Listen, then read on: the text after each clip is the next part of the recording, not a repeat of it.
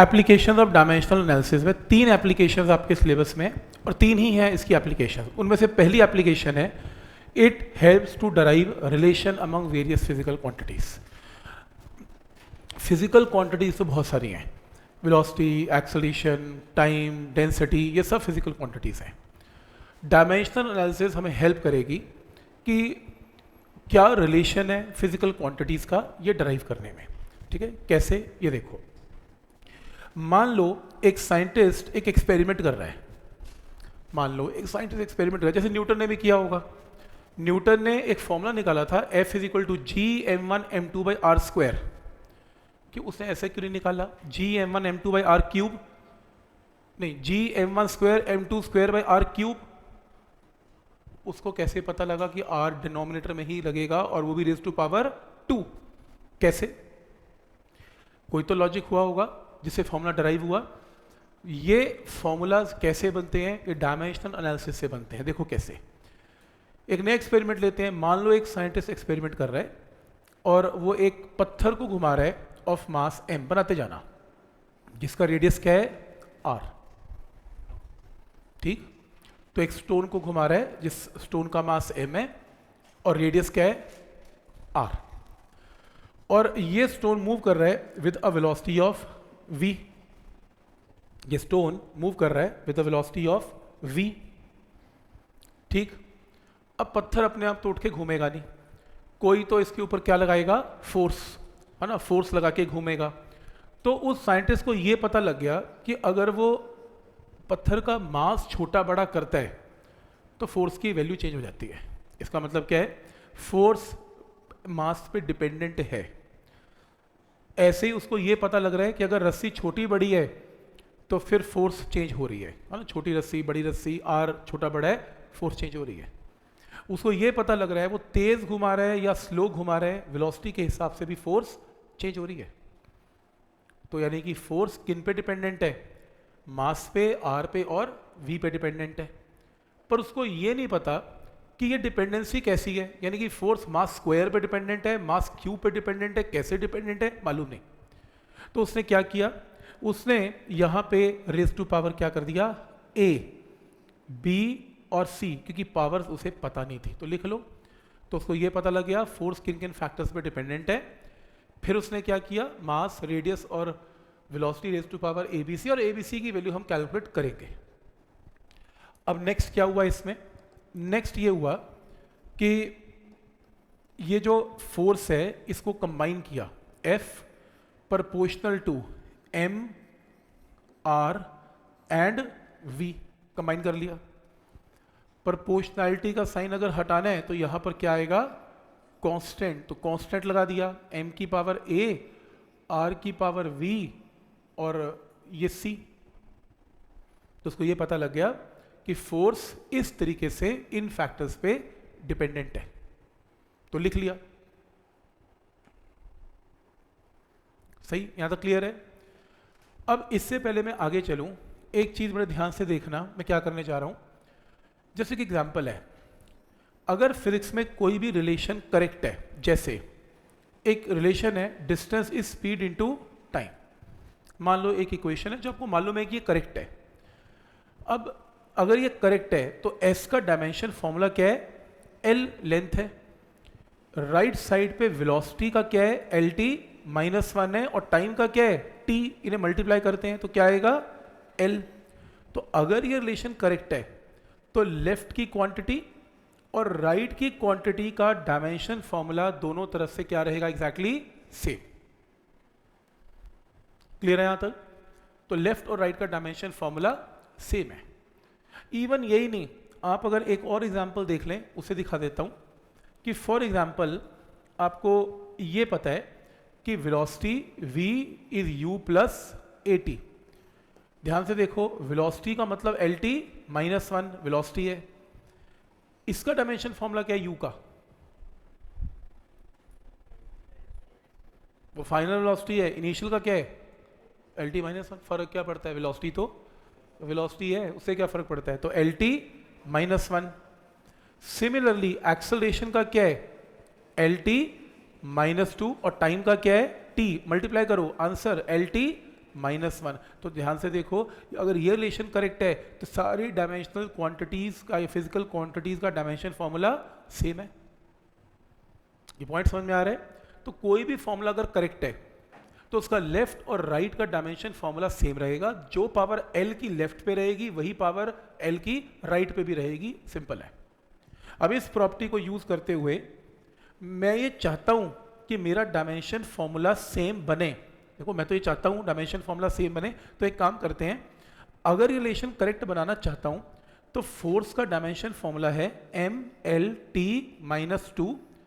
Constant का तो है नहीं, मास का क्या है M, R का क्या है L, वेलोसिटी का क्या है LT-1 raise to power C। Put कर लिया, कर लो पुट।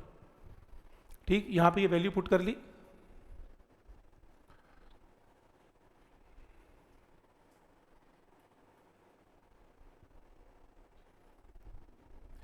फिर इसे ओपन कर लिया, देखो कैसे, MLT-2 is M raise to power A, L raise to power B, L raise to power C and T raise to power -C। Powers को एक्सपोनेंट है ना, सब एक्सपोनेंट्स है, तो एक्सपोनेंट तो इसके ऊपर आ ही सकते हैं। तो M की पावर A, L की पावर B, L की पावर C, T की पावर -C। ठीक है, अब क्या किया, इसमें MLT-2 is equal to M raise to power A, L multiply हो रहा है तो B प्लस C और T की वैल्यू -C। ठीक, तो ये टर्म आ गई आपके पास। ठीक है, अगर आप चाहते हो कि आपका रिलेशन करेक्ट बने तो जो m की पावर लेफ्ट में है वही m की पावर राइट में आएगी। तो m की पावर लेफ्ट में है कितनी, 1, तो 1 और राइट में कितनी है, a, तो इक्वेट कर दो, m की पावर 1, m की पावर a। जो l की पावर लेफ्ट में है, l की पावर राइट में है, तो क्या आएगा, 1 is equal to b plus c। t की पावर t के साथ कंपेयर करो तो -2 इज इक्वल टू -c, तो c की वैल्यू कितनी आ गई, 2। C2 आ गया, इस इक्वेशन में पुट करो तो बोलो b कितना आ गया, -1। ठीक है, ABC आ गया। इस ABC को इस इक्वेशन में पुट करते हैं। देखो, F is some constant into M raise to power A की वैल्यू क्या है, 1, R raise to power B की वैल्यू कितनी है, -1 एंड लास्ट टर्म क्या है, velocity raise to power C कितना है, 2। तो F is some constant into mv square by r। ये बन गया आपका फॉर्मूला। तो डायमेंशन फॉर्मूला आपको रिलेशन निकाल के दे रहा है, m का, v का, r का और f का क्या रिलेशन है, और आपको फॉर्मूला ड्राइव करके दे रहा है, ये फॉर्मूला बनेगा। तो क्या ये पॉइंट यहां तक क्लियर है, फॉर्मूला कैसे बनेगा? डायमेंशनल एनालिसिस की एक डिसएडवांटेज है, नुकसान है इसका एक, क्या, ये आपको कांस्टेंट की वैल्यू नहीं बताता कभी भी। तो आप यहाँ पर k लिखें, कांस्टेंट लिखें, जो मर्जी लिखें, पर आप कांस्टेंट की वैल्यू इस मेथड से निकाल नहीं पाएंगे। कोई बात नहीं, हम कांस्टेंट की फॉर्म में छोड़ देंगे, बात ही खत्म है, सिंपल है। तो पॉइंट क्लियर है, तो कैसे करना है? तो सिंपल, आपको वो रिलेशंस पेपर में गिवन होंगे, कौन किस पे डिपेंडेंट है, आप वो फॉर्मूला बनाएंगे, डायमेंशन फॉर्मूलास पुट करेंगे, m की, l की, t की पावर्स एडजस्ट करेंगे, m की पावर m के साथ कंपेयर करेंगे, l की पावर l के साथ, t की पावर t के साथ, तो abc आएगा। वो abc की वैल्यू को आप वापस फॉर्मूले में पुट करेंगे, इसको रीअरेंज करेंगे, अपने आप फॉर्मूला रेडी हो जाएगा। क्या ये पॉइंट यहां तक क्लियर है?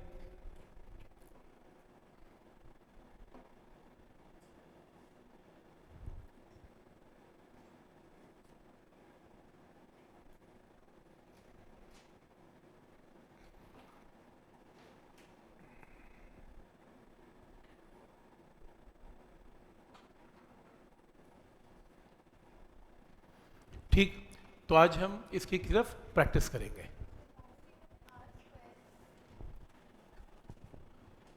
इसमें mv स्क्वायर बाय r ही होता है।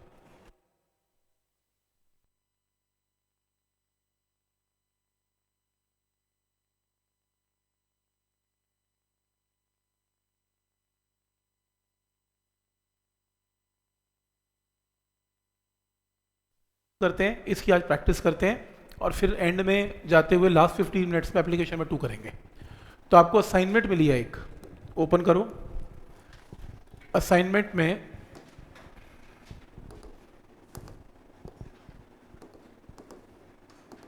सब्जेक्टिव शीट नंबर 4 का पहला क्वेश्चन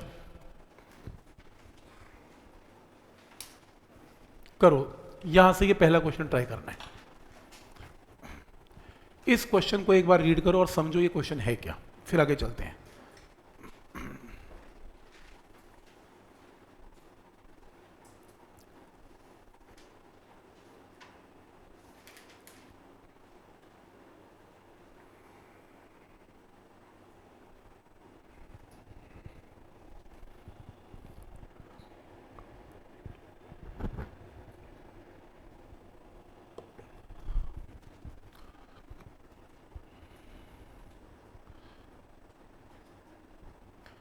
ठीक है, मैं पढ़ता हूं।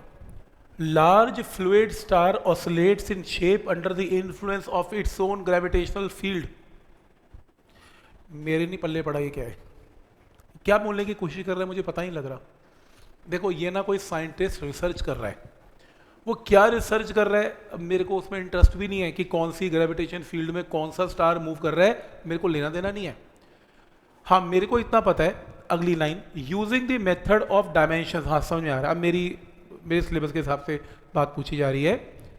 Obtain expression for time period, मुझे किसका फॉर्मूला डराइव करना है, टाइम पीरियड का। तो T in terms of radius R raise to power A, mean density rho raise to power B, and universal gravitational constant capital G raise to power C. बहुत सारे question में आपको पहली line नहीं समझ में आएगी, क्योंकि वो साइंटिस्ट एक्चुअल में क्या कर रहा है वो आपको पता ही नहीं वो क्या कर रहा है। तो आप उसके चक्कर में मत पड़ना, आप सिंपली ये देखना कि कौन किसके ऊपर डिपेंडेंट है, बस। तो आपके सामने है, ये सब डिपेंडेंसी पता लग गई। तो यहां से टी सबको कंबाइन करो, is some constant into R raise to power A, density raise to power B, capital G raise to power C. ये लो, ये वैल्यू है। तो ये फॉर्मूला बना लो इसका।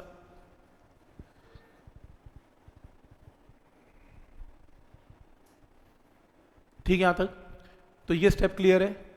नेक्स्ट है, अब आपको इसमें क्या करना है, इसमें left hand side T constant into R का मतलब क्या है, रेडियस, रेडियस का डायमेंशन फॉर्मूला लेंथ, लेंथ का मतलब L raise to power A, constant को तो होता ही नहीं है कुछ भी। डेंसिटी, डेंसिटी का डायमेंशन फॉर्मूला क्या होता है, M L raise to power -3, M L raise to power -3 raise to power B, mass upon volume होती है डेंसिटी। और लास्ट कैपिटल जी, देखो कैपिटल जी मेरे को तो याद नहीं है, बताओ जरा क्या है, M raise to power -1 L 3 T -2 raise to power C.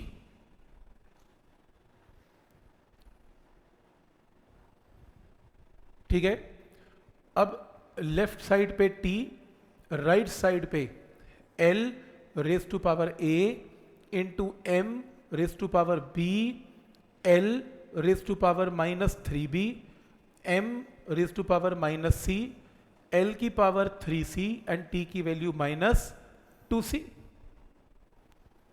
Exponents हैं, पावर्स हैं।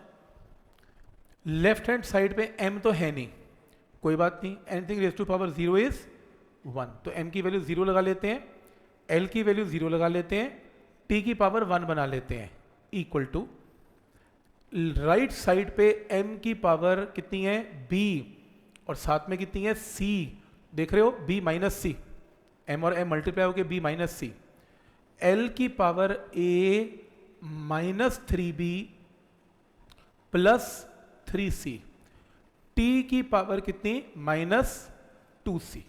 चेक करो, पावर एडजस्ट हो गई। चेक करो, m को m से मल्टीप्लाई करके पावर ऐड करनी है, l को l से पावर ऐड करनी है, t को t से पावर ऐड करनी है।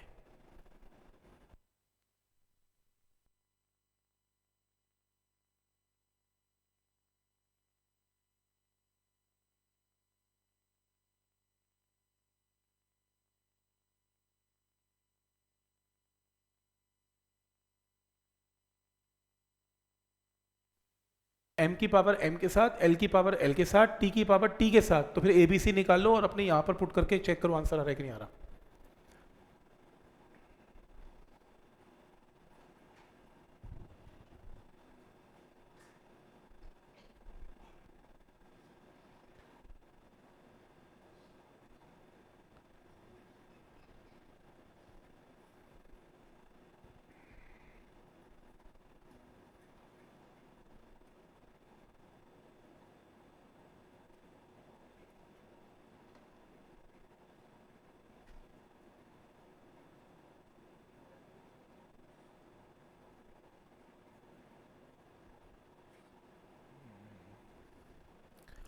ठीक, तो इससे कंपेयर करते हैं।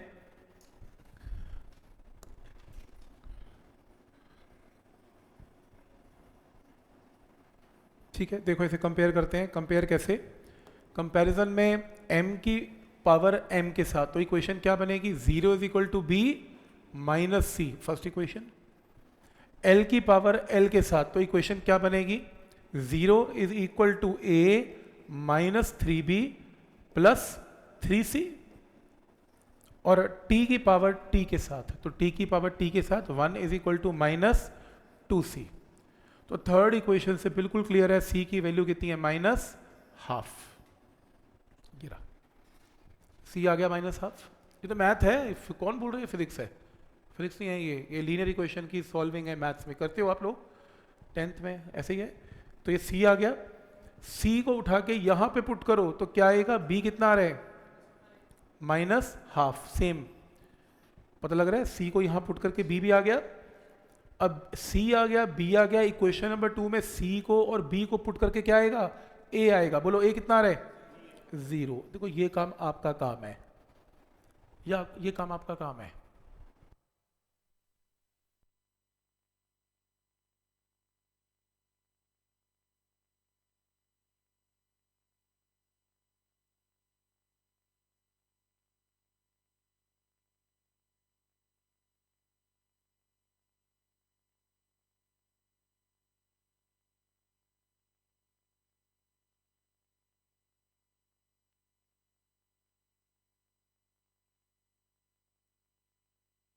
आई इन वैल्यूज को उठा के जो आपने अभी एक फॉर्मूला बनाया था उसमें पुट करेंगे। देखो कैसे?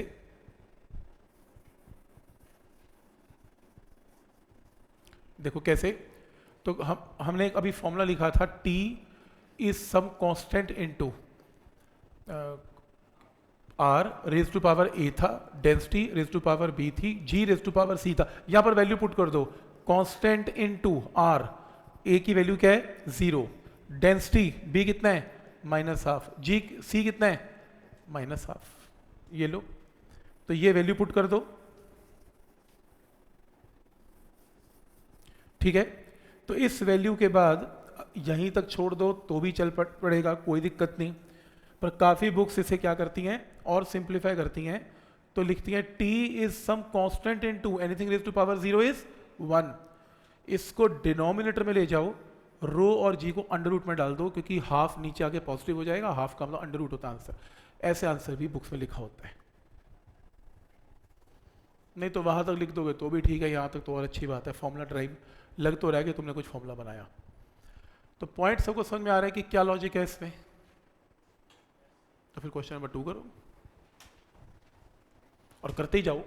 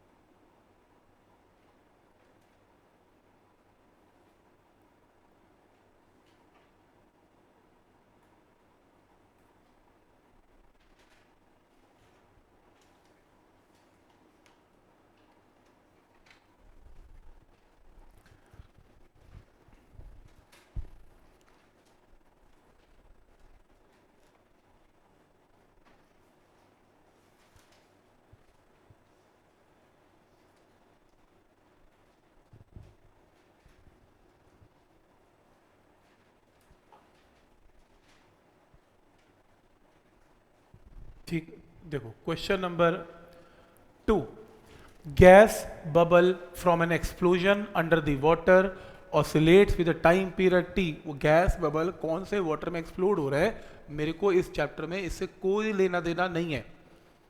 मुझे ये पता है T is proportional to P raise to power A, D raise to power B और E raise to power C, where P pressure है। कौन सा प्रेशर है? स्टैटिक प्रेशर, डायनेमिक प्रेशर या प्रेशर, एक ही बात है। प्रेशर तो प्रेशर ही है ना, कैसे ही प्रेशर है, एक ही बात है। और D for density, E for total energy, total energy, potential energy, kinetic energy, ये भी एक ही बात है।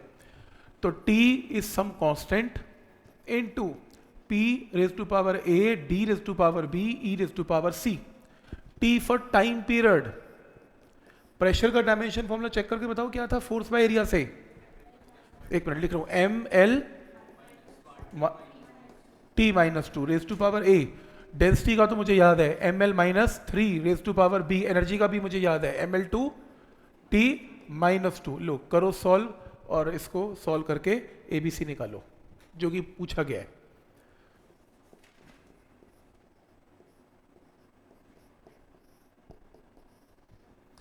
एक चीज देख लो, एक स्टेप बच जाएगा। ये m की पावर यहां पर क्या है a, यहां पर क्या है b, सीधा ऐड करो ना, और यहां पर क्या है c, तो सीधा m की power a b c add. फिर l की power minus a minus 3b plus 2c, t की power minus 2a minus 2c। ये लो, अब सॉल्व करो और abc निकालो। m की पावर m के साथ, l की पावर l के साथ, t की पावर t के साथ।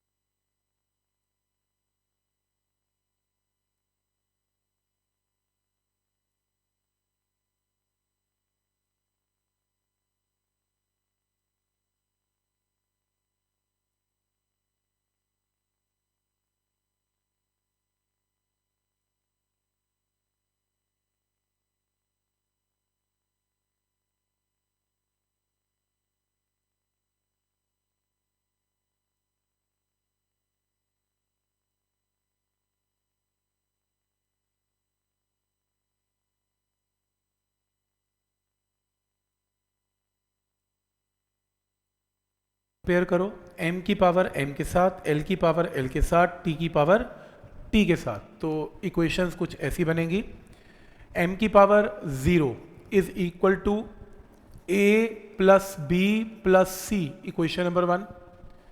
l की power 0 is equal to minus a minus 3b plus 2c, equation number 2।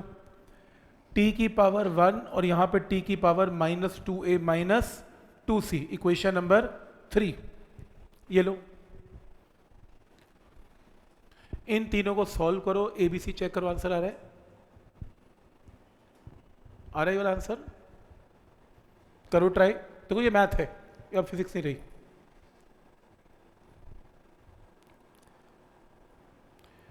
तरीके बहुत हैं, लेकिन मैं ऐसे करूंगा। इक्वेशन नंबर 3, ये छोटा तरीका है मुझे ऐसा लगता है। इक्वेशन नंबर 3 में 1 is equal to minus 2 common a plus C, तो a प्लस सी की वैल्यू मैं निकाल लूंगा माइनस हाफ। देख रहे हो, थर्ड इक्वेशन से a प्लस सी निकाल लिया मैंने। इस a प्लस सी को मैं यहां और यहां पुट कर दूंगा इक्वेशन नंबर 1 में। तो इस इक्वेशन से a प्लस सी आ गया, इस a प्लस सी को यहां और यहां पुट करते हैं तो क्या आएगा, 0 is equal to a plus C की जगह कितना माइनस हाफ प्लस b। तो ये लो यहां से सॉल्व करके b की वैल्यू कितनी आ गई, हाफ, b हाफ आ गया। ये पॉइंट समझ में आ रहा है सबको यहां तक? ठीक है, तो ये वैल्यू आ गई आपके पास, हाफ की वैल्यू आ गई। नेक्स्ट है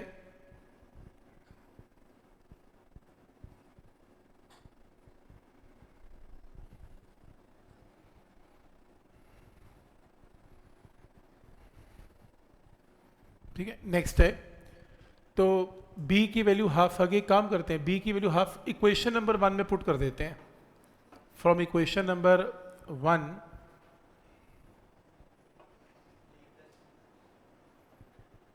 नहीं, जरूरत नहीं है क्योंकि फिर फायदा नहीं होगा, फिर a प्लस सी तो गिवन ही है, फायदा नहीं है, रहने दो, कोई बात नहीं। बोलो, अब मेरे पास क्या आ गया, b आ गया। हम इस इक्वेशन नंबर 2 में पुट कर देते हैं। From equation number 2 0 is equal to minus A minus 3 into B की जगह कितना, हाफ प्लस 2 इंटू सी। तो यहाँ से 0 is equal to minus A minus 3/2 plus 2c। तो यहाँ से a माइनस 2c की वैल्यू कितनी आ गई, माइनस 3/2। ये तो ठीक है। फिर a और c की इक्वेशन आ गई। एक a और c की इक्वेशन तो ऑलरेडी मेरे पास है, a plus C is equal to कितना, माइनस हाफ। ये इक्वेशन क्यों ना इन दोनों को सब्ट्रैक्ट कर दें, सब्ट्रैक्ट करने से a और a कैंसिल और c आ जाएगा। थोड़ा करो ना सॉल्व इन्हें, क्योंकि इससे नीचे तो मैं क्या अच्छा नहीं लगता सॉल्व करता हुआ। ठीक है, तो यहाँ पे सॉल्व करो, b की वैल्यू सॉल्व करके कितनी आ रही है, हाफ। बोलो a और c कितना आ रहा है सॉल्व करके, यहाँ से a कितना आ रहा है 1 बाय a ये आ रहा है, -5/6 आ रहा है, a आ रहा है, चेक कर लो। और c की वैल्यू कितनी आ रही है, 1/3, चेक कर लो ये आ रहा है क्या। इन दोनों को सॉल्व करके आना चाहिए। ये सॉल्व करना आता है ना सबको। इन दोनों इक्वेशंस को माइनस कर लो, a और a कैंसिल हो जाएगा तो c में आंसर आ जाएगा। ठीक है, यहां तक जिनका हो गया वो नेक्स्ट करें।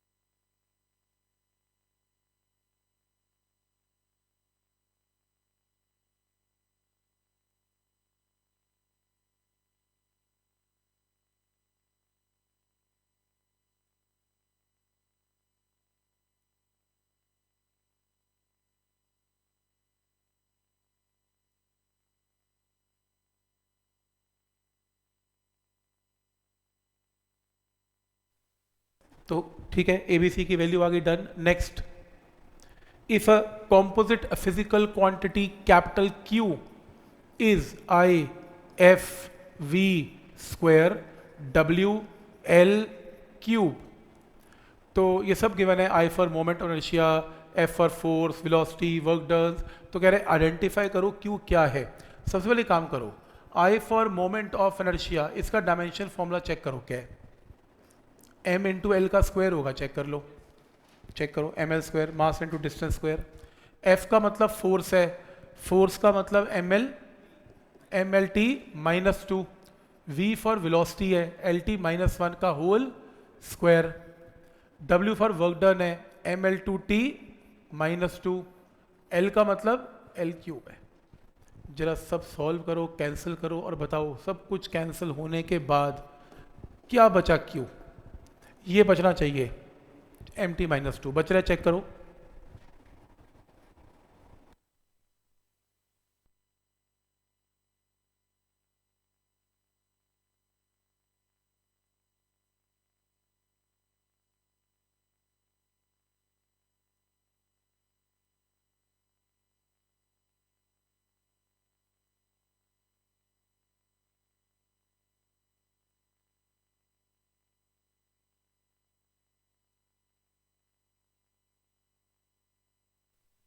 सॉल्व करो, ये तुमने कर रहे, इसको ओपन करो, L2 तो L से L कटेगा, ये भी कटेगा, सब काटो। मैं कह रहा हूँ क्या बचा, आपका आंसर बचना चाहिए mt⁻²।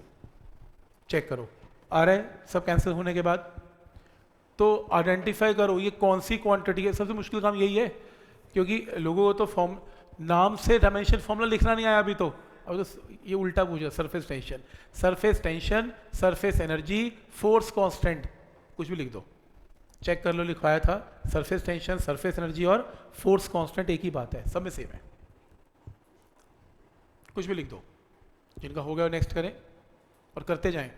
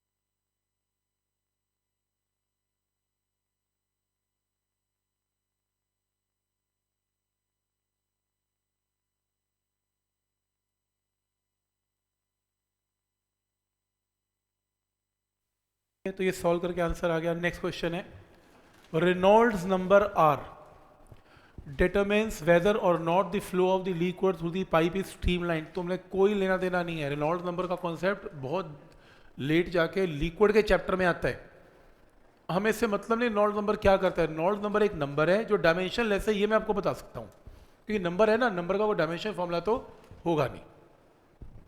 वो कह रहा है it is a combination of, Reynolds number is a combination of, का मतलब velocity raise to power a, density raise to power b, coefficient of viscosity eta raise to power c। ये given है, clear है यहां तक।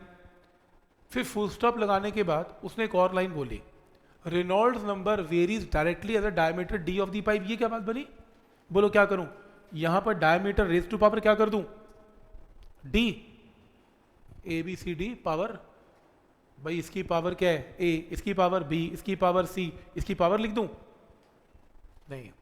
Maths में जब हम लिखते हैं directly proportional, directly varies as, इसका मतलब पावर क्या होती है 1। कि देखो ना वो कह रहा है रेनॉल्ड्स नंबर पहले तीन टर्म की पावर नहीं मेंशन कर रहा, क्या कह रहा है, Reynolds number is a combination of velocity density. Combination का मतलब मुझे नहीं पता इसकी पावर क्या है, बस बना हुआ है इससे, तो मेरे को पावर नहीं पता थी, मैंने एबीसी कर ली। फिर कहते हैं रेनॉल्ड्स नंबर वेरीज डायरेक्टली का मतलब डायरेक्टली प्रोपोर्शनल मतलब इसकी पावर क्या है 1। आप कहोगे सर आपको कैसे पता 1, आप ये भी तो गलती कर सकते थे कि इसकी पावर a, इसकी पावर b, इसकी पावर c, इसकी पावर छोटा d। तो सुन लो, डायमेंशनल फॉर्मूला की एक प्रॉब्लम है, डायमेंशनल एनालिसिस का जो मेथड जो फॉर्मूला कैलकुलेट कर रहे हैं, ये सिर्फ 3 क्वांटिटीज के लिए ही काम कर सकता है। मतलब ये 3 एक्सपोनेंट पावर निकाल सकता है ए बी सी, चौथी पावर निकाल ही नहीं सकता। इसलिए उसने फुल स्टॉप लगा के चौथी पावर आपको ऑलरेडी खुद लगा के दी, क्योंकि उसको पता था कि 4th पावर डी अलाउड ही नहीं है, बात ही खत्म। तो आपकी 3 पावर्स अलाउड है, तो उसने इसलिए 3 का कॉम्बिनेशन बना दिया raise to power A B C, और चौथा लिख दिया डायरेक्टली प्रोपोर्शनल, डायरेक्टली प्रोपोर्शनल तो ऑलरेडी पावर दे दी कितनी 1। तो अब आपके पास फॉर्मूला बना R is some constant into V raise to power A rho raise to power B eta raise to power C diameter raise to power 1। Put करो डायमेंशनल फॉर्मूला यहां पुट करो और ABC निकालना है।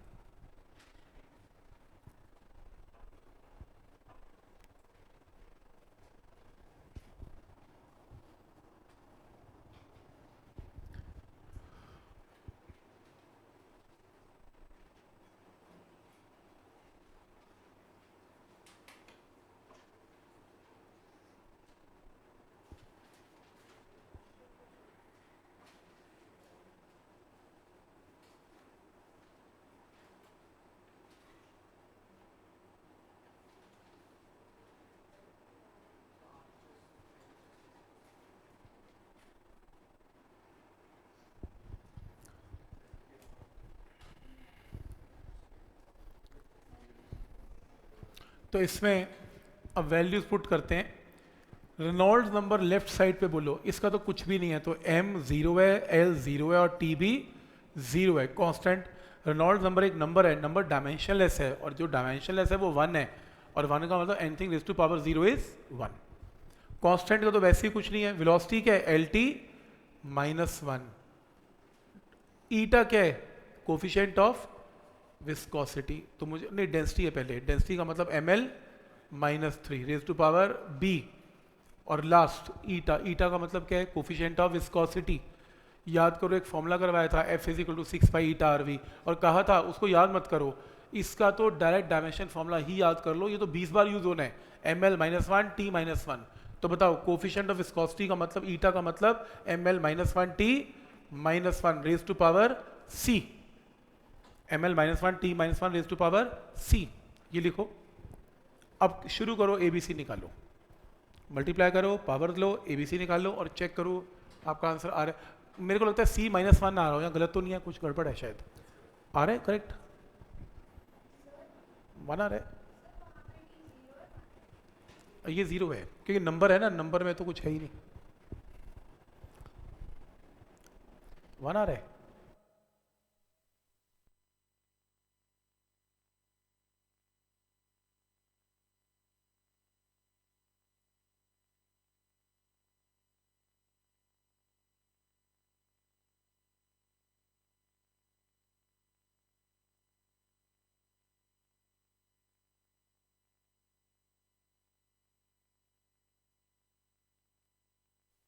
स्टेप है M 0 L 0 T 0 equal to M की power बोलो यहाँ पर क्या है B, यहाँ पर क्या है C, फिर L की पावर A -3B -C और T की पावर क्या है -A -C, ये लो। अब कंपेयर करो। ओ डायमीटर भी है राइट, डायमीटर के लिए क्या आएगा यहाँ पर L राइट, तो एक थोड़ी सी और मॉडिफिकेशन है L में, तो रेज टू पावर क्या है 1 का मतलब यहाँ पर क्या आएगा +1 भी तो आएगा, मल्टीप्लाई करना पड़ेगा, डायमीटर 1 है तो ये 2 3 और चौथा L राइट, ठीक है। तो A -3B -C +1। अब कंपेयर करो M की पावर M के साथ, तो 0 = B + C, L की पावर L के साथ 0 = A -3B -C +1 और T की पावर T के साथ 0 = -A -C। करो सॉल्व, ABC निकालो।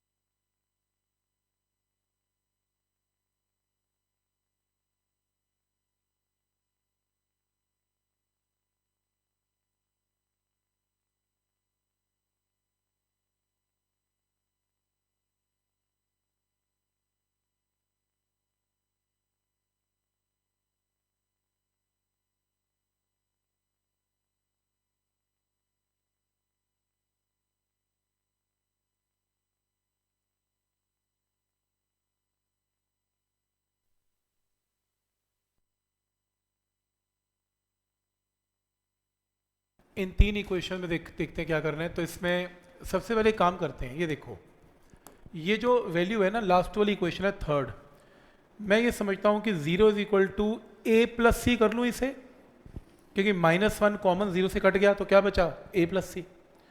तो एक इक्वेशन a प्लस सी यहाँ से आ गई, एक इक्वेशन ये रही। एक काम करते हैं, इक्वेशन नंबर 1 से b की वैल्यू निकाल लेते हैं -c, ठीक है। इस इक्वेशन से a की वैल्यू निकाल लेते हैं -c। इन दोनों वैल्यूज को उठा के यहां पे और यहां पे पुट कर लेते हैं। और अब बताओ c क्या आ रहा है, -1 की 1, -1 है ना, मुझे लग रहा है कि यहाँ -1 आना चाहिए, करेक्शन है यहाँ पे। तो चेक करो c क्या -1 आ रहा है पुट करके। इस b और a की वैल्यू को यहाँ पे पुट करना है आपने, यहाँ पे, ठीक है। और ऐसे ही चेक करो a क्या आ रहा है, 1 आ रहा है, और b क्या आ रहा है माइनस, ये +1 आ रहा है। रुको एक मिनट, रुको कोई बात नहीं देखता हूँ।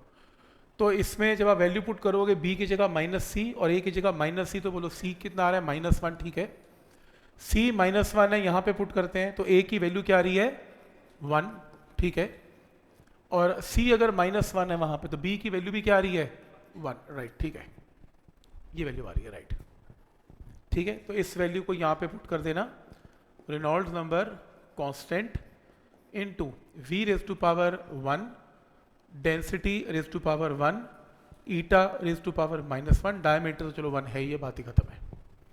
मेथड समझ में आ रहा है कि क्या लॉजिक है इसमें, ठीक है यहां तक।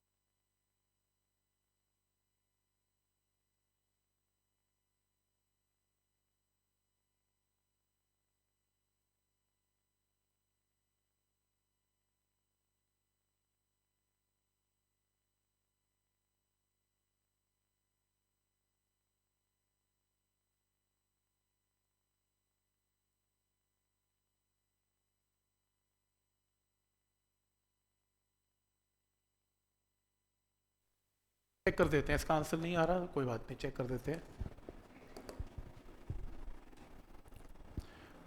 नहीं तो हमने भी होमवर्क कर रखे हैं अपने किधर है क्वेश्चन नंबर 4, c -1 आ रहा है और कितना आ रहा है c, b 1 आ रहा है, इसका भी b1 a1, हाँ मेरा तो यही आ रहा है, मुझे चेक करना पड़ेगा, रुको आपका फिर काम, क्योंकि ये तो मैंने मतलब आंसर वेरीफाई किए हुए हैं। तो हर शीट मैंने सॉल्व की हुई है वैसे तो, वो इसलिए कि पेपर से पहले कई बार कहीं की राइटिंग बहुत अच्छी नहीं है, हमको चाहिए होता है, कम से कम इससे काम चल जाएगा। गूगल ड्राइव पे शेयर करता हूँ मैं इसे, आपसे ईमेल मंगवाऊंगा मैं, तो जो जो शीट्स करता जा रहा हूँ अपनी शीट्स में डालता जाऊँगा।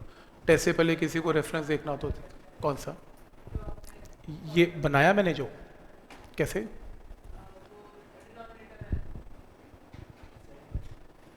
ईटा रेज टू पावर -1 आया ना, तो 1 नीचे चला गया, ईटा बस खत्म हो गया, ठीक है, ठीक है हाँ वहाँ छोड़ दो, बना दोगे तो बड़ी अच्छी बात है, टीचर खुश हो जाएगा, आपको फॉर्मूला बनाना आ गया, ABC तक नो मत छोड़ना, करके आना। चलो कोई बात नहीं, जाते हुए देखते हैं जिनका नहीं आ रहा, ये देखें, ये देखें,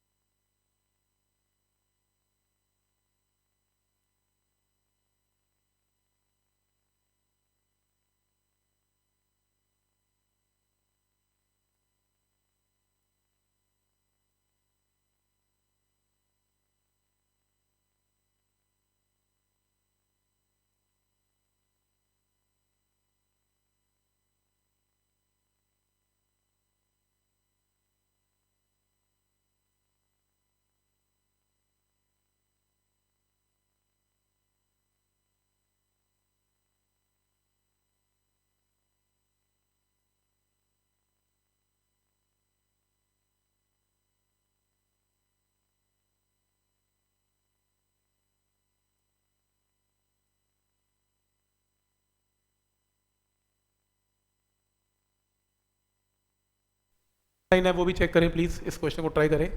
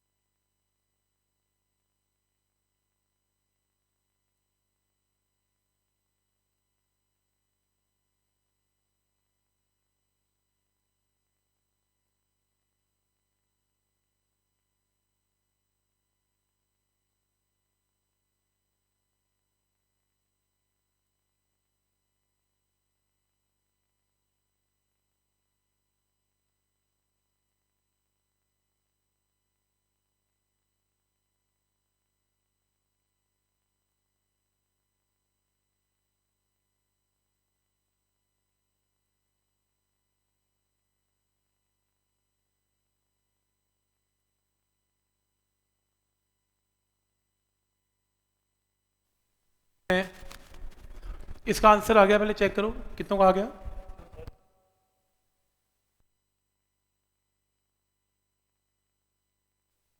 तो एज्यूमिंग क्रिटिकल वेलोसिटी, तो ठीक है, वो कह रहे हैं कोई वेलोसिटी है जिसका नाम है critical velocity and flowing through capillary depends upon radius raise to power A, density raise to power B and coefficient of viscosity raise to power C.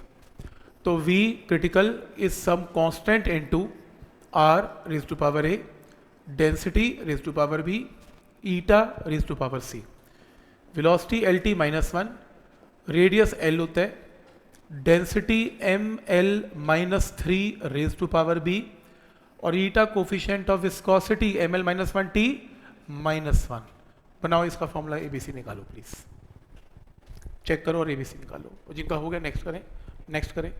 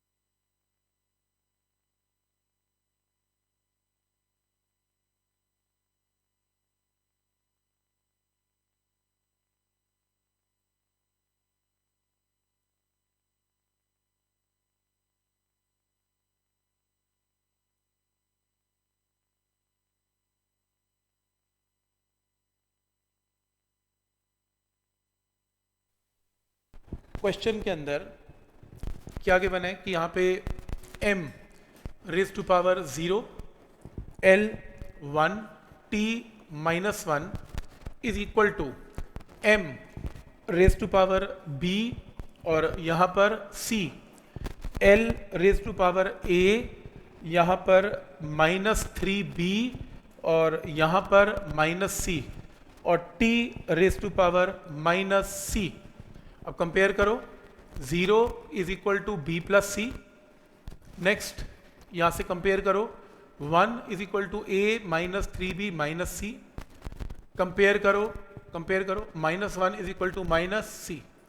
तो साफ पता लग रहा है c कितना आ गया 1, c1 आ गया। यहाँ पे पुट करो b की वैल्यू कितनी आ गई -1, c और b आ गया तो बोलो a कितना आ गया -1। तो आंसर आ गया बस।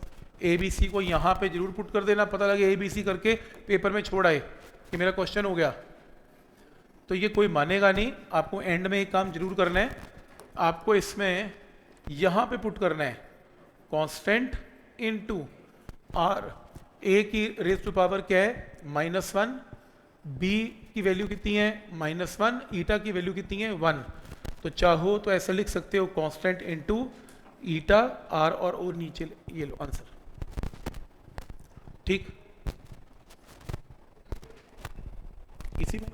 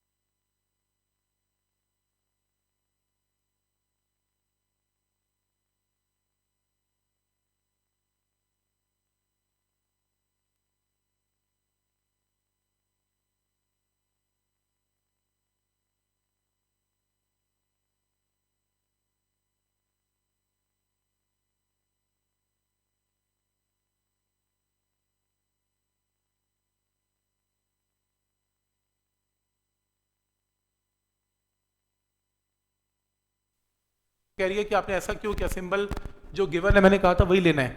कायदे से मुझे velocity raise to proportional to A लेना चाहिए था, तो यार ए की पावर ए में तो मैं खुद कंफ्यूज हो जाऊंगा। तो या तो ऐसा करें, इसको ए कर दें, इसकी पावर एक्स वाई और जेड कर दें, फिर बात सही है। तो मैंने इसको आर कर दिया। मैंने कहा यार मैं खुद ही ना कहीं कंफ्यूज हो जाऊँ, ए से ए के चक्कर में कुछ गलत कर बैठा हूँ इसलिए। ठीक समझ में आ रहा है? हाँ, वैसे मेरे को ए लेना चाहिए था और पावर इसकी एक्स वाई जेड ही लेनी चाहिए थी। तो नेक्स्ट क्वेश्चन देखें, समझ में आ गया ये कैसे करना है? तो नेक्स्ट क्वेश्चन है, assuming frequency nu of a vibrating string depends upon applied load F. Load is a force, याद रखना load means force, raise to power A. Next है length raise to power B and mass per unit length M. ये important है। बहुत लोग इस symbol पे जाएंगे, वो कहेंगे mass raise to power C, बात खत्म, और डायमेंशन फॉर्मूला यहां पर पुट करेंगे एम का एम। गलत। उसने छोटे एम को डिफाइन किया। क्या डिफाइन किया? मास पर यूनिट लेंथ। तो एम का मतलब यहां पर मास नहीं है, मास पर यूनिट लेंथ है। तो इसका डायमेंशन फॉर्मूला क्या बनेगा? एम बाई एल से M L raise to power -1। लेकिन सिंबल में मत पुट करना, सिंबल उसने एम ही लिया तो सिंबल एम अभी एम ही लेना। सिंबल अपने मन से एम बाई एल मत लेना। लेकिन जब आप यहां पर इक्वेशन में पुट करेंगे क्या? फ्रीक्वेंसी का डायमेंशन फॉर्मूला टी की पावर -1, फोर्स का ml2t, सॉरी mlt, फोर्स का बोलो क्या है? हाँ, फोर्स का m l t -2, लेंथ की जगह l। अब ये इंपॉर्टेंट है, m का डायमेंशन फॉर्मूला m मत पुट करना, ml -1 पुट करना। बहुत लोग सिंबल पे चले जाते हैं, क्वेश्चन गलत कर लेते हैं। सिंबल से पहले जरूर पढ़ना है कि उसने बोला क्या है, क्वांटिटी का नाम क्या है। क्वांटिटी का नाम मास नहीं है, क्वांटिटी का नाम मास पर यूनिट लेंथ है। तो डायमेंशन फॉर्मूला में ml -1 पुट कर देना, बस बात खत्म। तो करो सॉल्व इसे। तो लेफ्ट साइड पे क्या आएगा? लेफ्ट साइड पे आएगा m 0 l 0 t -1। Right side पे m की power a plus C, a plus C, l की power a plus b, t की पावर -2a। बस कंपेयर करो, abc निकालो। पॉइंट समझ में आ रहा है यहां तक? बस यहां पर m का मतलब मास नहीं लेना। m का मतलब क्या है? मास पर यूनिट लेंथ। तो ml -1 पुट करना है।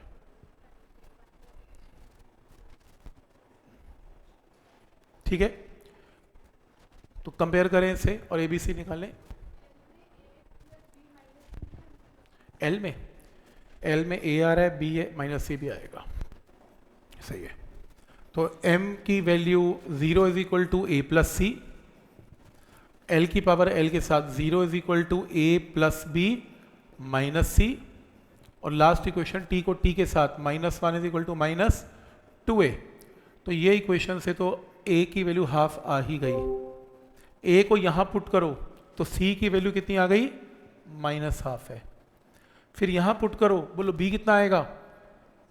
b कितना आ रहा है? -1। सॉल्व कर लो, b -1।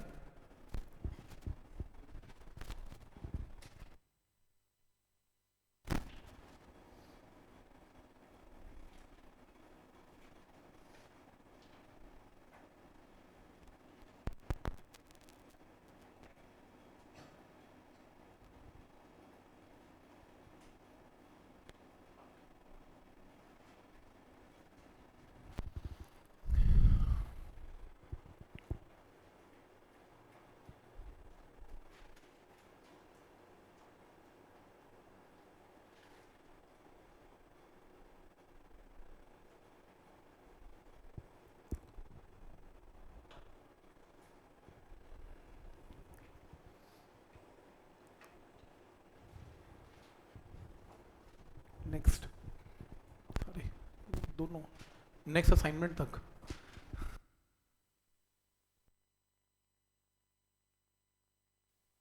ठीक है, तो ये वैल्यू को अब हम यहां पुट करने वाले हैं। तो इस वैल्यू को यहां पे पुट करेंगे अब हम। तो frequency is some constant, F raise to power a की वैल्यू कितनी है? हाफ, l b की वैल्यू कितनी है? -1, m c की वैल्यू हाफ। तो यहां से ऐसा भी कर सकते हैं, कांस्टेंट l नीचे ले आए, f एंड इसको अंडर रूट के अंदर ले गए। ये लो, ये आंसर है। वो तो वैल्यूज पुट करके सिंप्लीफाई करके आ ही जाएगा। पॉइंट समझ में आ रहा है कि क्या रूल है इसमें?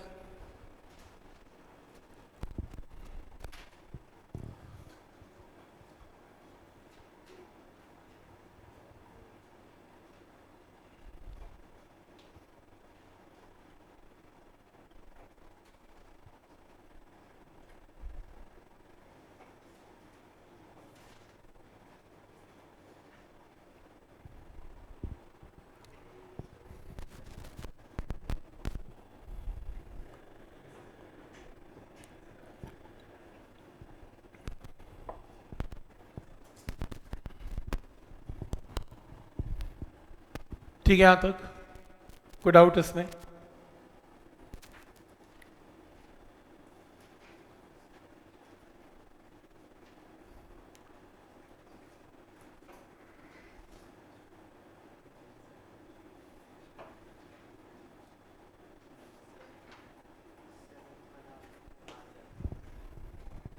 हाँ,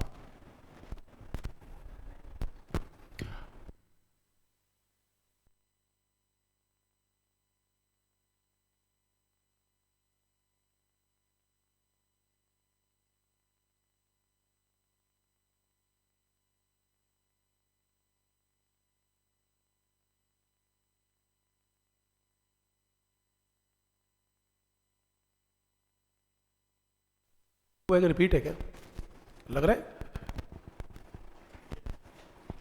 देख लो, सबको देखने दो कि मिलता जुलता क्या हुआ है। डेप्थ मीटर में होती है एल।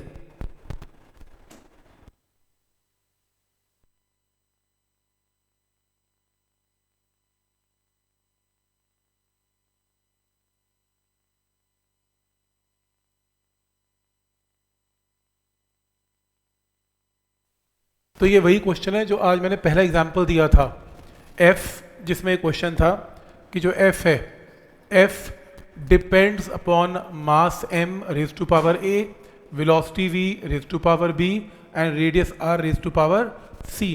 तो यहाँ पे हमने कांस्टेंट लगा लिया था, एम की पावर ए, वी की पावर बी, आर की power C.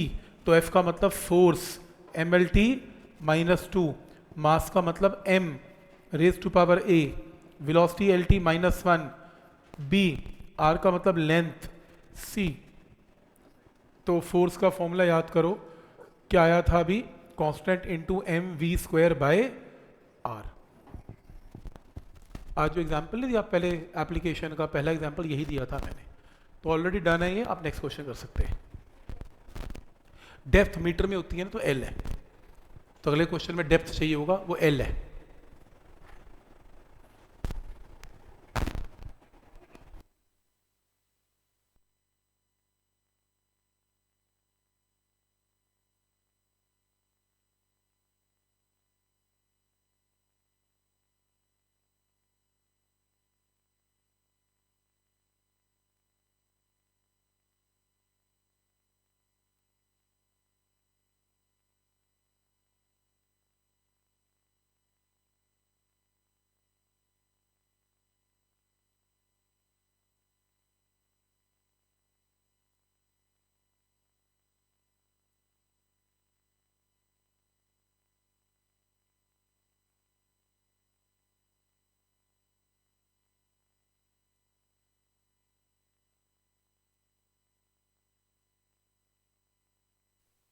Example already done, F is equal to M V square by R, जो सेंट्रीफ्यूगल फोर्स आज हमने की थी, ये वही एग्जाम्पल है। तो वहीं से आप एक बार चेक कर लेना, एबीसी की वैल्यू सेम रिपीट क्वेश्चन है, रिपीट है। Question number 8,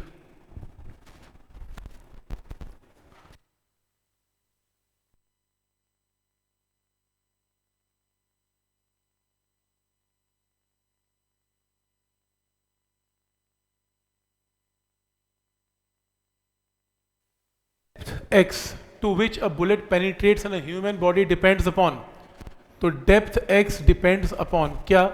coefficient of elasticity. देखो बहुत ही इंपॉर्टेंट है, सिंबल वो ईटा यूज कर रहे हैं, लगता है ऐसा है जैसे कोफिशिएंट ऑफ विस्कोसिटी है, ml -1 t -1। सिंबल में मत जाना, सिंबल तो वो कुछ भी रिप्लेस कर देगा। ये देखो ये क्या चीज है?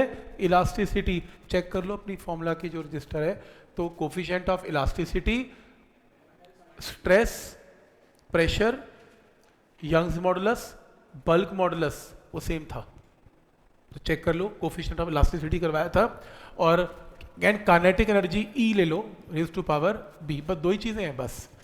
तो X some constant into A and B, X का मतलब डेप्थ है, ईटा का मतलब इलास्टिसिटी है। अब चेक करके बताओ इलास्टिसिटी का क्या है? M L minus M L -1 T -2 raise to power A. Energy का मतलब M L two T minus energy कोई पुट कर दो, कोई चक्कर नहीं। तो यहाँ से m 0 हो गया, L 0 हो गया, या L 1 हो गया, सॉरी, ठीक, L 1 T 0 हो गया इज इक्वल टू m की पावर यहाँ से a हो गई, यहाँ से b हो गई, b, L की पावर माइनस a हो गई, 2b हो गई, t की पावर माइनस 2a हो गई, माइनस 2b होगी। इसमें तो कुछ करना ही नहीं है, m की पावर m के साथ, l की पावर l के साथ, वैसे ही आंसर आ गया। तो 0 is equal to 0 is equal to a plus b आपकी फर्स्ट इक्वेशन है, और 1 is equal to minus a plus 2b आपकी सेकेंड इक्वेशन। सॉल्व करके a और b निकाल लो, a और b निकालो।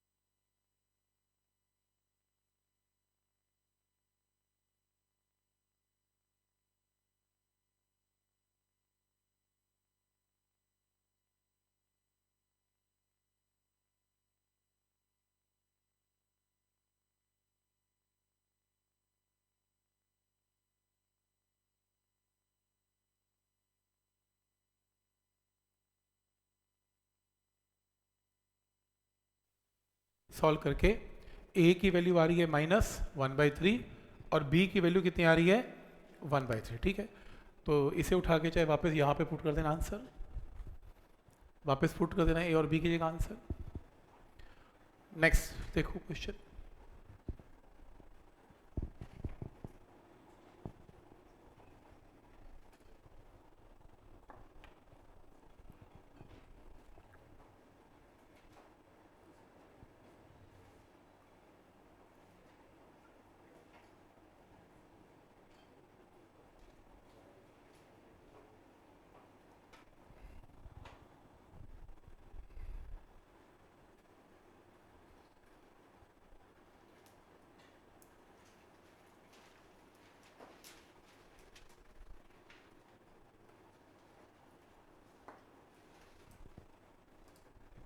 तो नेक्स्ट है derive an expression for potential energy, लिख लेते हैं E,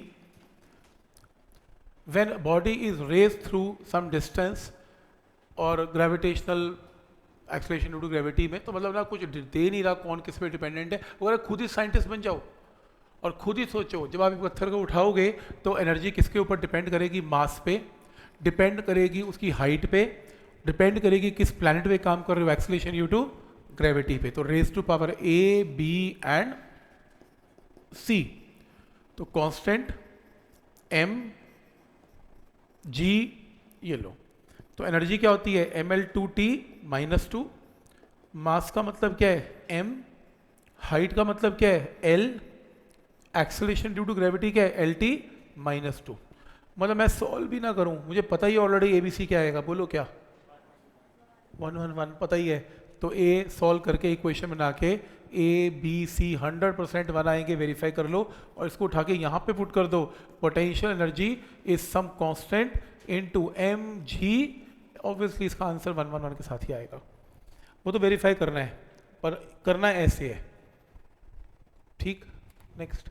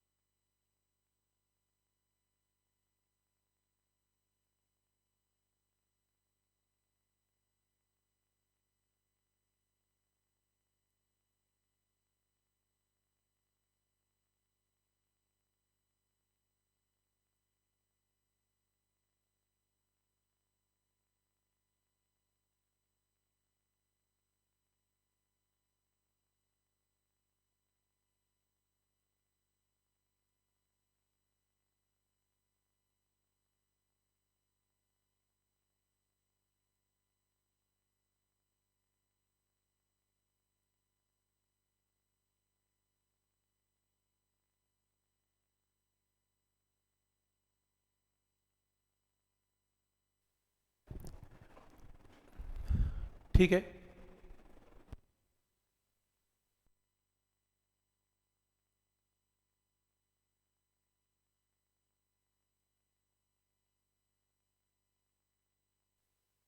velocity of the sound is found to depend upon coefficient of elasticity, ध्यान से विस्कोसिटी नहीं इलास्टिसिटी, वही स्ट्रेस और प्रेशर वाला, एंड डेंसिटी बस। तो velocity is some constant into eta raise to power A density raise to power B.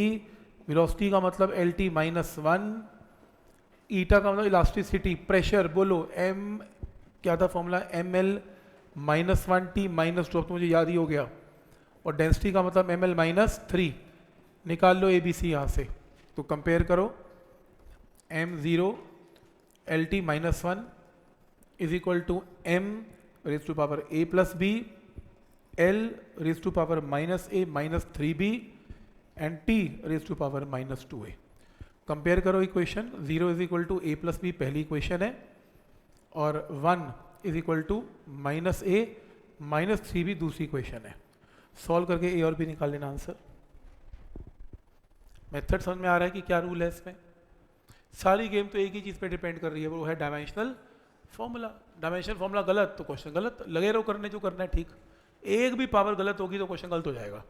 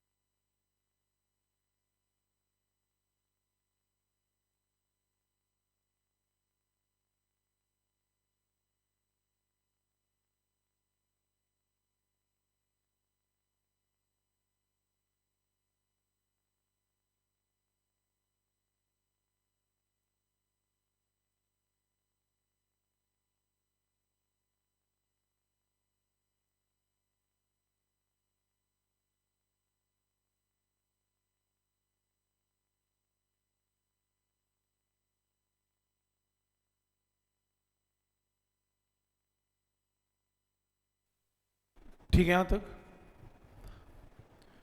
Next है fundamental mode of frequency of a stretch string. तो फंडामेंटल मोड कुछ नहीं है, बस फ्रीक्वेंसी है। Depends upon length of the string raise to power a, tension in the string raise to power b. Tension क्या होती है?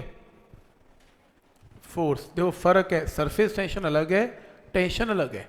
उससे सरफेस टेंशन नहीं बोला, उसने टेंशन बोला। टेंशन एक फोर्स है, रस्सी की फोर्स को टेंशन बोलते हैं। And mass per unit length C, important है, मास पर यूनिट लेंथ है। तो frequency is some constant into L की power A T raise to power B M raise to power C.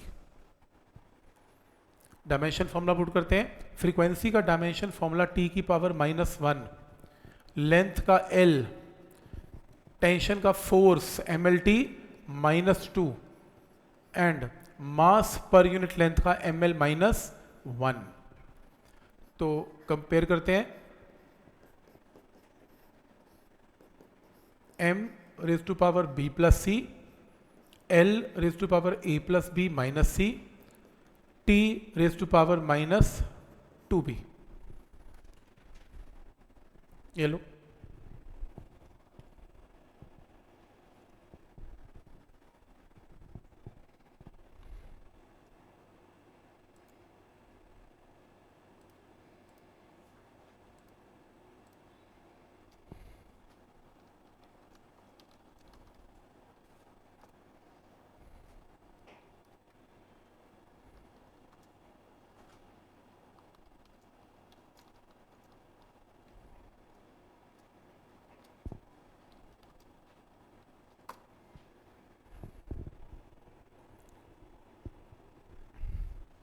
तो कंपेयर करें, तो कंपेयर करके 0 is equal to B plus C, L की power L के साथ, तो 0 is equal to A plus B minus C, और T की पावर टी के साथ -1 इज इक्वल टू -2b। तो यहाँ से b की वैल्यू कितनी आएगी 1/2। b आ गया तो यहाँ पुट करेंगे तो c कितना आएगा -1/2। फिर a कितना आ रहा है चेक करो, कितना 1। तो इस पूरी ए बी सी को उठा के यहाँ पे पुट करने वाला हूँ मैं, constant into l raise to power a की जगह 1, b की जगह हाफ और c की जगह -12। a -1 आएगा यार, a -1 आएगा। तो f is some constant into ये 1/l हो जाएगा, और ये t और m इसके अंडर रूट के अंदर आ जाएंगे। ये प्रूफ करना है, ये आंसर है।